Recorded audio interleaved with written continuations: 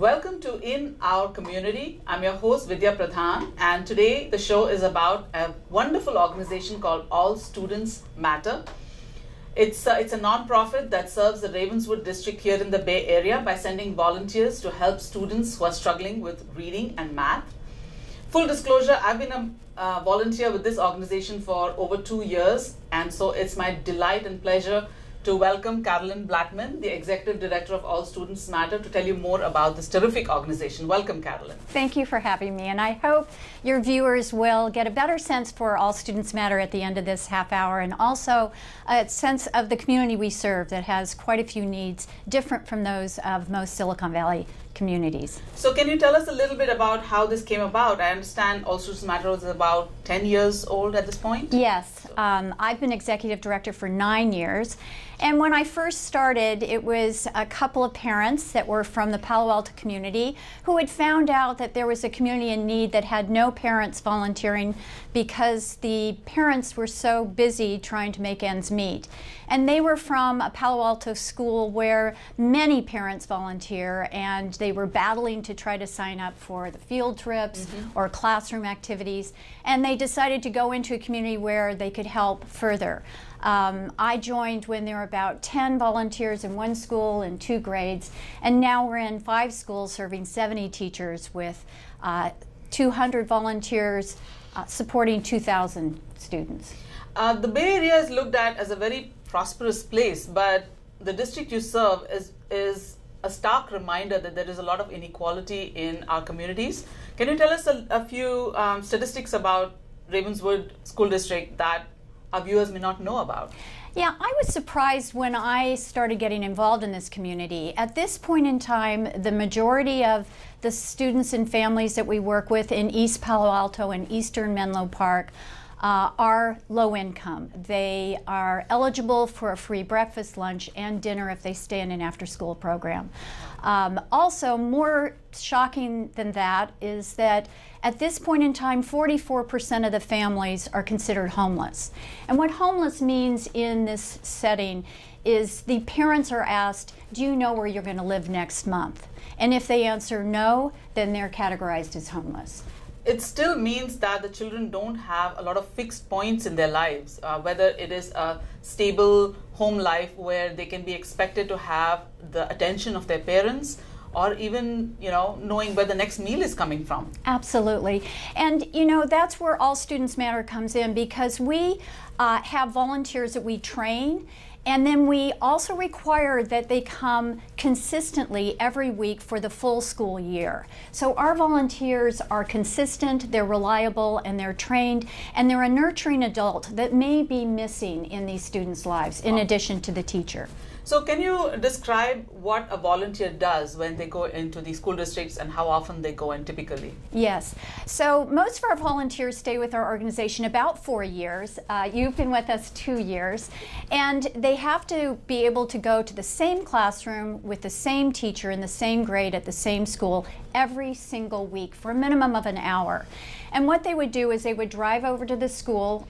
Typically it's about a half-hour drive or maybe 15 minutes, work in the classroom with whatever students the teacher requires us to work with. And typically it's on reading, because reading is a very high priority in the district. Most of the students read below grade level, some radically below grade level. So we're working with reading. And that one of the reasons for that is it's a very heavy immigrant population. Yes, many of these families are first-generation immigrants from Latin America. They come from Guatemala, El Salvador, Nicaragua, where the murder rates are tremendous, horrendous, and in some communities it's kill or be killed. And so they're escaping these communities, coming to the edges of Silicon Valley where there are job opportunities and success. And like most immigrants of our families and many families in the United States, they're just trying to find a better life for their children. Absolutely. And in pursuit of that life, they may not have the time to spare for their children. I'd like to tell tell a story. I've been volunteering now 9 years. In addition to being executive director, I volunteer in the classroom 3 or 4 mornings a week and have for 9 years. And I've come across many touching stories because these statistics mean nothing until you meet the kids. And one in particular was quite eye-opening for me. I work with one boy who I read to every week, and I'd come there at 9 o'clock and the teacher would allow him to come with me, and he would read to me and we would work on some of his reading level issues. And one day, typically he's very excited to see me. They all are great kids. They can't wait to work with us, as you know. And he's usually very excited and had his book. And this one day he had his head on the desk and he was very tired. And I asked the teacher, is he sick? Because many of these kids come sick to school. There's no one at home to take care of them. And he said, no, he hasn't gotten enough sleep last night, but I'm not sure why. So I went out with Javier and I had the book with me and I said, Javier, I'm going to read with you today. Forget about reading, but tell me what happened yesterday. And he told me a very shocking story. He said that he got home and he was taking care of his cousins and brothers and sisters and had to make sure that they didn't get in trouble because their grandmother slept during the afternoon. How old is this child? I'll get to that in a minute because I think it's the most important point. He then would make a meal for the kids, and he said, and I burned myself, and he showed me where he burned himself because he had made hot dogs in a pot serving kids the meal. And then after they ate, he had to help them all with their homework, which he was very, his parents said it's very important for him to finish his homework and all the other kids. And then they played a bit, and he said it was very hard because the younger kids wanted to watch TV, and he'd finally get them to sleep, and then he'd have time to do his homework. And he said, then I had to do my book report. And then when he was done, he looked around where he lived and he said it was so messy. I said, I felt I should clean it up because my mother cleans houses in the day and cleans buildings at night. And I felt I needed to help her in some way. And then he said, I decided to wait until she came home. And I said, when did she get home from work? And he said, 1 in the morning. And this was a 4th grader. This is a 9-year-old boy. Amazing. And he said, when I came home, when my mother came home, though, she started crying. And I'm almost crying.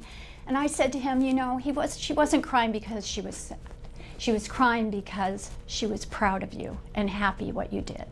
And that's an example of the families we serve. This is a mother who doesn't speak English. She probably doesn't have a proper education. She's working tremendously hard in many jobs just to make ends meet. And here her 9-year-old son is bearing the burden of taking care of everyone that's living in this household. It's a very common story. The older kids always take care of the younger ones, and it's such a stark contrast to the way we bring up our children just across the highway here in Palo Alto, Yes. where they are so protected, so lovingly taken care of that colleges talk about how these kids don't have adulting skills. And here we have just a few minutes away across the highway where life is completely different for these children. And they don't have, they not only don't have a room, they don't have a bed. And if they do have a bed, they're sharing it with their grandmother or their cousins or their brothers and sisters. So it's a very tough life. But the good news is we can make a difference. Absolutely. And this is the good story. I mean, I feel All Students Matter is such a positive story in a time when things are so negative and trying. And here we have 200 people going every week into this school district, loving, caring, and helping these kids not only learn academically, but also we're trying to inspire them, because I've never met a population of children with such low self-esteem. And so we're in there to cheer them on and to have them believe in themselves and know that they can achieve way beyond what their expectations are. Absolutely. And it's amazing that you started with 10 volunteers 9 or 10 years ago, and today you have 200. Yeah. Is there a way, I know that you're making a difference in the lives of each of these children, but is there a way that you're tracking how All Students Matter is making an impact in the community? Yes, we can track the academic performance of these students in terms of their test scores in reading, or if we're working in math with Common Core Math. We use the same approaches that the teachers use, but since we're embedded in the classroom, we feel it's pretty bold to take credit for those issues.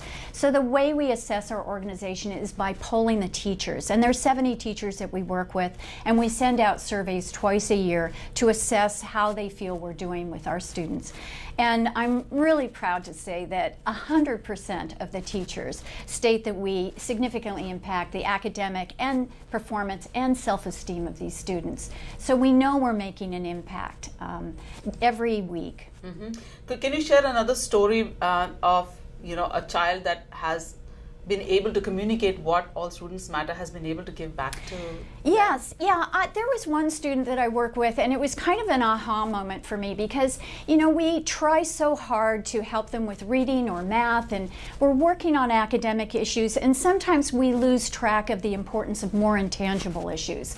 And there was one student that I was quite fond of. I bonded with when he was in 3rd grade. His father had died suddenly, and he came to school, and no one had known his father had died. Wow. His mother hadn't said anything. And he was often shuffled between his mother and his grandmother for various reasons. So he had a very unstable life, very bright, but didn't obey very well, never raised his hand. So over time, I worked with him on his academics as well as some of his behavioral issues. And I loved him so much that I followed him from 3rd grade to 4th grade to 5th grade. He didn't know it, but I joined classes that he was in. And in 5th grade, he became quite a calm, ideal leader, very talented, after the support of the teacher and many people. And I put up my iPhone just randomly and said, Andrew, can you just tell us, what is the value of an ASM volunteer? And I thought he'd talk about, you help me with my math timetable, you help me with my reading. He never mentioned anything academic. And it was quite touching. He said, Mrs. B, and that's what they call me, it was really that you were there for me. And I knew when bad things happened in my life that you would be there for me and that you would believe in me and that you made me feel better about my life. And I found that very poignant because that's the value of our volunteers too. Yes, showing up week every week after week, and caring for them. And the teachers do it every day, so we're not the only heroes in this story. But to say that 200 volunteers come from other communities into this community every week is quite astounding. And the teachers do a heroic job, I must say, given the constraints that they are under. But it's still not possible for them to have that one-on-one connection. That's true. And I hear a lot of times people say, these low-income districts, they need better superintendents, or they need better teachers, or they need a better curriculum. There's a new way that they should be teaching. And we in All Students Matter do not believe that. We're humble, and we realize that all these individuals that are in this district are trying the best they can, and they have a tough role. The classroom is so different than the classrooms that the more affluent communities have. The students are not homogeneous. They have a wide variety of academic skills. We have 1st grade readers in 5th grade classes. Absolutely, yes, and shocking as it is. They have a wide variety of social and emotional issues as well. Right. So all this makes it so difficult for the teachers, and more need for what we provide are 3 volunteers, 3 different days for every teacher in kindergarten through 5th grade in every elementary school in this district. Wow, and how many elementary schools is that? That's 5 districts and 70 teachers and 2,000 kids. What an amazing contribution! Yeah. So I know you had a technical background. You were part of Silicon Valley, so to speak, and so that's helped you grow this from 10 to 200. But it's been pretty seamless, right? You're adding 50 volunteers a year? Yes. Something like that? I do have a strong business background from many high-tech corporations, and also ran a startup. And all those skills I've used to integrate with my love and passion for these kids. So yes, we've been able to grow pretty seamlessly, and I think that's why we retain volunteers for up to 4 years, because we provide not only training, but we provide newsletters, and we have lecture series for the volunteers to come to. And we really touch our volunteers a lot and communicate with them and the teachers regularly so they understand what the needs are and where we need to head. I think there are a lot of people in this community who would like to be involved in some way, maybe even volunteer for All Students Matter. Can you talk a little bit about what is involved in becoming a volunteer and what kind of help and support you provide for them to be ready to go into the classroom? Yeah, you know, the funny thing is a lot of people feel, oh, I don't have a teaching background, I can't do that. And trust me, I have no academic background in teaching, so if I can do it, anyone can do it. So we provide a tremendous amount of training for the volunteers. So when they walk in the classroom, they not only understand some of the issues of how to train in reading, but also some of the social emotional challenges and the community at large. We share what this community was about and what their families are experiencing. So there's no training necessary other than a love for children. You don't need to speak Spanish. In fact, we don't want to speak Spanish because most of these students speak Spanish in the home. So it's it's advantage not to speak Spanish and just speak English to these students. One of the concerns I had when I became a volunteer was, what about an accent that you bring to the table? Because are these kids going to get rattled by that? If you have a different accent, if you speak with an accent, is it going to be a problem in the classroom? Not at all. In fact, we have many volunteers from all over the world that either are coming into this community for a temporary time or live in this community, and it's never an issue. I mean, their parents speak Spanish and they have a Spanish accent. Really, the key are basic issues here in reading and writing and communicating and being able to communicate in full sentences. And talk about, say, the books they're reading. And do the volunteers always work one-on-one with the students, or sometimes do they also work in groups? How long do they typically spend with one student, for instance? So typically we'll spend with the little kids, like kindergarten and first graders, just about 15 minutes, and it's always one-on-one with the little kids. When you get into third to fifth grade, you can work with 3 kids, typically for a half hour. And many of our volunteers, the minimum requirement is an hour a week. But once you get there, once you've driven there, once you're in the classroom, it's really hard to leave. So almost all of us work more than an hour. So we're working with quite a few students in the time we're there. I can attest that from my personal experience that the teachers are very helpful in terms of working with you on what works best for you, what methodology works best for you. Is it a one-on-one? Is it a group? Timings, they're very flexible about timings, about when we can come to the classroom. If we say, you know, I don't think I want a class after lunch because kids really are not paying attention, or a class just before lunch because they're in a rush to leave, they'll work with you on that. Yes, yes. Teachers have been wonderful. Yeah, That's been my experience. We've been in these schools for quite a long time, and they now know how to work with our volunteers, and everyone's flexible in meeting each other's needs.